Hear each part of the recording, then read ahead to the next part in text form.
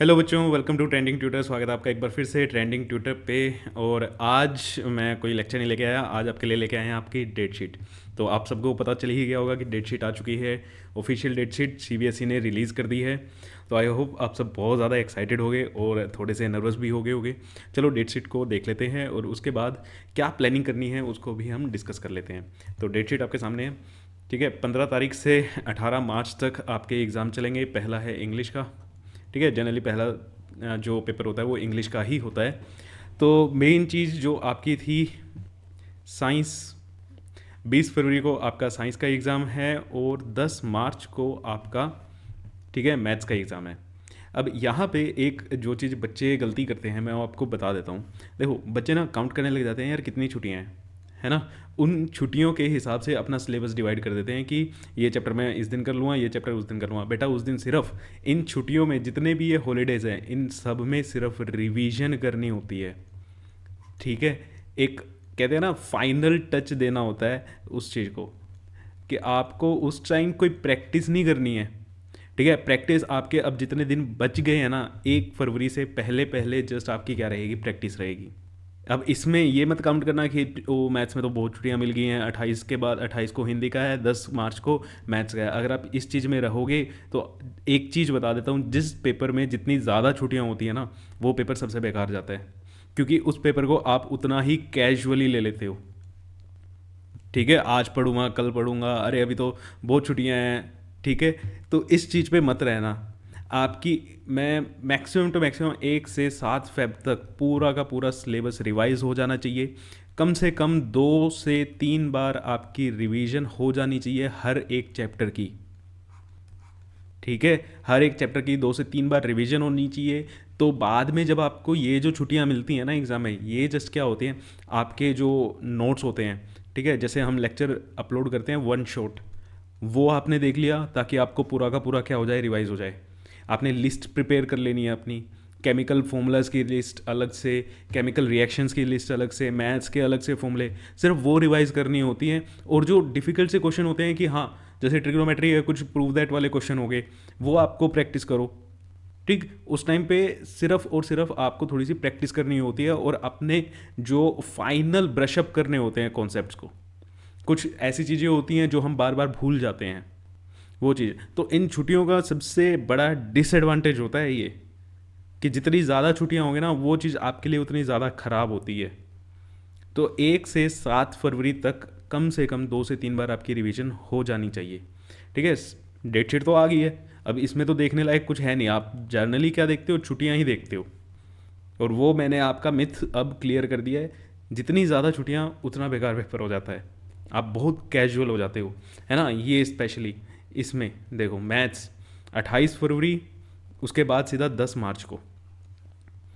हो सकता है किसी का बीच में कोई पेपर भी हो, ठीक है, जो ऑप्शनल रहते हैं अगर आपने ऑप्ट किया हो। अदरवाइज़ 28 फरवरी के बाद सीधा 10 मार्च है। तो मैं बहुत ज़्यादा इस पे मैं बहुत स्टार लगा रहा हूँ यार, कि इसको बहुत सीरियसली लेना। ठीक, इसमें आप डिवाइड नहीं करना कि मेरे पास इतनी है तो इस चैप्टर, ये चैप्टर मेरे को नहीं आता, ये मैं उस टाइम पे कर लेता हूँ। नहीं, इनफैक्ट जो भी आपको सबसे ज़्यादा डिफ़िकल्ट लगते हैं ना अपने टॉपिक, वो सबसे पहले आज से प्रिपेयर करना स्टार्ट कर दो। आज एक काम करो, बैठ के अपनी ना लिस्ट बनाओ कि क्या आपके वीक पोर्शन क्या है, आपका स्ट्रॉन्ग पोर्शन क्या है। ठीक है, मतलब आप ना सब कुछ आज अपना बिल्कुल पढ़ाई छोड़ के आज तो अपनी लिस्ट बनाओ, क्या मेरे को आता है क्या नहीं आता। ठीक है, उन उन पे वर्क करो। फिर कल से जो चीज़ आपको नहीं आती ना वो चीज़ पढ़ना स्टार्ट करना, क्योंकि अभी भी आपके पास टाइम है।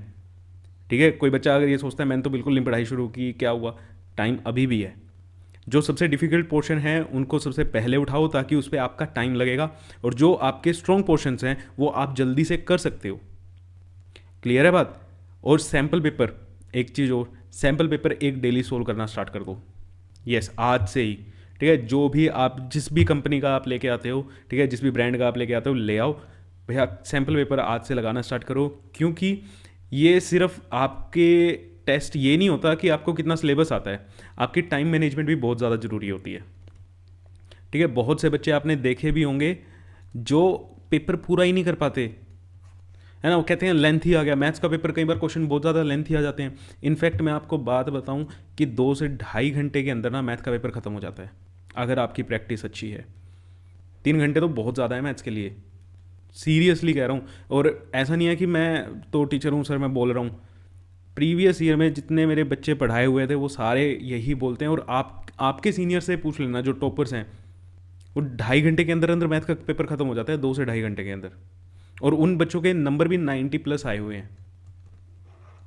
लेकिन कब? जब उन्होंने प्रैक्टिस बहुत ज़्यादा की है। ठीक है, तो प्रैक्टिस के ऊपर ध्यान देना है। तो भैया डेट शीट तो आपकी आ गई। और आपको एक चीज़ बता देता हूँ, इसी हिसाब से अब हमारी भी थोड़ा सा चेंज हो जाएंगे लेक्चर्स आने। अभी आपके कार्बन एनाइड्स कंपाउंड और मेटल एंड नॉन मेटल का चैप्टर चल रहा है, इस वीक में वो ख़त्म हो जाएगा बेटा, संडे तक वो ख़त्म हो जाएगा होपफुली। एंड उसके बाद हम अपने चैनल पे भी क्या लेके आ रहे हैं, सिर्फ सैम्पल पेपर के करेंगे, MCQ प्रैक्टिस करेंगे, previous year question chapter wise previous year question मैं आपको सोल्व करा दूंगा ताकि आपको कोई दिक्कत ना हो। केस बेस्ड क्वेश्चन करेंगे। MCQ में कई बार देखो बहुत इजी भी आते हैं MCQ, लेकिन कुछ कुछ ऐसे भी आते हैं जो आपके नंबर कटवा देंगे। MCQ में सबसे ज़्यादा पेशेंस चाहिए। ठीक है, MCQ में सबसे ज़्यादा पेशेंस चाहिए करने के लिए। आसान होते हैं बहुत, लेकिन हाईली कंसेप्चुअल होते हैं। कोई तो डायरेक्ट भी होते हैं लेकिन कुछ कंसेप्चुअल होते हैं। कॉम्पिटेंसी बेस्ड क्वेश्चंस, ये क्या मतलब, बहुत जो देखो आपके पेपर में ना सिर्फ 2 से 3 क्वेश्चन ऐसे आते हैं जो हाँ जिसमें अच्छा खासा आपको दिमाग लगाना पड़ता है, जो वो बच्चे करते हैं जो टॉपर्स जिन्हें आप बोलते हो, है ना। लेकिन ओवरऑल पेपर इजी आता है। सिर्फ 2 या 3 क्वेश्चन ऐसे आएंगे जो आपको लगेगा कि हाँ यार डिफ़िकल्ट थे, और इससे ज़्यादा नहीं होगा, इससे ज़्यादा होगा ही नहीं। इससे ज़्यादा बाकी सारे क्वेश्चंस ऐसे होंगे जो आपने पढ़ रखे होंगे, और ये भी पढ़ तो रखे होंगे लेकिन इनमें थोड़ा सा ट्वीक कर देते हैं क्वेश्चन को, आपको सोचने पे थोड़ा सा मजबूर कर देते हैं, और आएंगे सिर्फ 2 या 3 मैक्सिमम। क्लियर है? ऐसा नहीं होगा कि बिल्कुल ही आपके बाहर आ गए क्वेश्चन। तो सैम्पल पेपर भैया जिसने नहीं लगाया लगाना स्टार्ट कर दो। आज सबसे पहले अपने आप को एनालाइज करो, क्या आपको आता है क्या नहीं आता, और कैसे करें सर। ये चीज़ मैंने आपको पहले भी 2-3 वीडियो बनाई हुई हैं, उसमें भी आपको बताया हुआ है करना कैसे है। भैया प्रीवियस ईयर उठा लो, कोई भी अपना सैम्पल पेपर आपने उठाए होगा, नहीं है किसी के पास तो नेट पे चले जाओ, गूगल पे किसी भी चैप्टर के प्रीवियस ईयर लगा के देख लो। जितने अगर आपकी एक्यूरेसी 90% से ज़्यादा आ जाती है तो बहुत अच्छी बात है यार। नहीं आती तो उसको अपना 80 to 90, 80 से अगर कम आ रही है तो अपने आप को वीक में लगा लेना। ठीक है, क्योंकि आपका रिजल्ट ओवरऑल बनना है, एक नंबर भी ना बहुत पीछे ले जाता है आपको। क्लियर? और अब आपने क्या करना है ये भी सुन लो भैया। अपने जिसने नहीं बनाई है वो आज से बना लेना। सारी की सारी केमिकल रिएक्शन, चारों के चार चैप्टर की जो केमिकल रिएक्शंस हैं एक पेज पे लिख लो। ठीक है, 2-3 पेज बन जाएंगे इसके, एक ही जगह नोट होनी चाहिए। अब ऐसा नहीं होगा, चैप्टर वाइज नहीं पूछी जाएंगी ना आपसे, सिंपल सी बात है यार, एक रिएक्शन आ जाएगी, वो बताओ आप, है ना, जो भी उससे रिलेटेड क्वेश्चन होगा। तो सारी की सारी चारों चैप्टर की केमिकल रिएक्शन एक जगह नोट कर लो। मैथ्स की फॉर्मूला शीट बना लो, अदरवाइज़ ये बनी भी आती हैं, है ना, जो आपके सैम्पल पेपर होंगे उसमें ये बनी भी होगी, फॉर्मूला शीट बनी होती है। बायोलॉजी के डायग्राम्स की प्रैक्टिस करो, फिजिक्स में रे डायग्राम्स की प्रैक्टिस करो, हैं। और न्यूमेरिकल, बच्चे पता नहीं क्यों डरते हैं इससे, न्यूमेरिकल प्रैक्टिस ज़रूर करना यार। एक मैं ना आपको एक चीज़ बता देता हूँ न्यूमेरिकल की। न्यूमेरिकल जो कहता है ना नहीं हो रहे, तो सिंपल सी बात है आपकी थ्योरी वीक है। ठीक है, थ्योरी आपकी वीक है जब भी आपसे न्यूमेरिकल नहीं हो रहे। मैंने इलेक्ट्रिसिटी का एक लेक्चर डाला हुआ है जिसमें हमने सारे के सारे न्यूमेरिकल्स ही किए हुए हैं, वो जाके देख लो। उस तरीके से आप हर एक चैप्टर के, फिजिक्स के हर एक चैप्टर के क्या करने स्टार्ट कर दो, न्यूमेरिकल ही करने स्टार्ट कर दो। और कहाँ से आएंगे ज़्यादा न्यूमेरिकल, कहाँ से आने बेटा, लाइट वाले चैप्टर से आने हैं, इलेक्ट्रिसिटी से आने हैं। इलेक्ट्रिसिटी के मैंने डाल ही रखे हैं, कहोगे तो लाइट के भी डाल दूंगा। तो ये चीज़ें ना अपना स्टार्ट कर दो, हर एक जो जो सिमिलर चीज़ है ना उसको एक साइड नोट कर लो ताकि आपको दिक्कत ना आए। और डायग्राम, बायोलॉजी के डायग्राम कहाँ से बेटा, ये आपके NCERT के होने चाहिए। आप बना के तो चाहे आपके जो टीचर ने बनवा रखा है सिंपल वाला वो भी आ सकते हो, लेकिन आपको NCERT के डायग्राम्स, ठीक है, उनकी लेबलिंग ये सब कुछ पता होना चाहिए, क्योंकि आपको भी पता है, आपने प्रीवियस ईयर क्वेश्चन देखे होंगे, तो वो डायग्राम बना के देते हैं और उसमें ए बी सी डी करके पार्ट लिख देते हैं, है ना। और उसको आप क्या करो, लेबल करो। और वो डायग्राम कहाँ से आता है, वो डायग्राम एनसीईआरटी से आता है। क्योंकि कई बार टीचर जो होता है वो इजी करने के लिए ट्विक कर देते हैं, थोड़ा सा इजी बना देते हैं, लेकिन वहाँ पे लेबलिंग 100% नहीं करते। जो पार्ट इंपॉर्टेंट होता है उसकी लेबलिंग कर देते हैं, लेकिन वहाँ पे जो क्वेश्चन आएगा उसमें तो कुछ भी लेबलिंग कर पूछ सकते हैं, क्योंकि वो एनसीईआरटी से पिक्चर उठाएंगे। ठीक है, तो एनसीईआरटी के आपको डायग्राम्स देखने हैं। क्लियर। तो आज के लिए मेरे को यही बताना था। और आपके कोई डाउट हैं या आप कुछ चाहते हो मेरे से कि सर ये करा दो, जो भी है आपका, ठीक है, कमेंट सेक्शन में लिख देना बेटा, उसी के हिसाब से फिर हम आगे चलेंगे।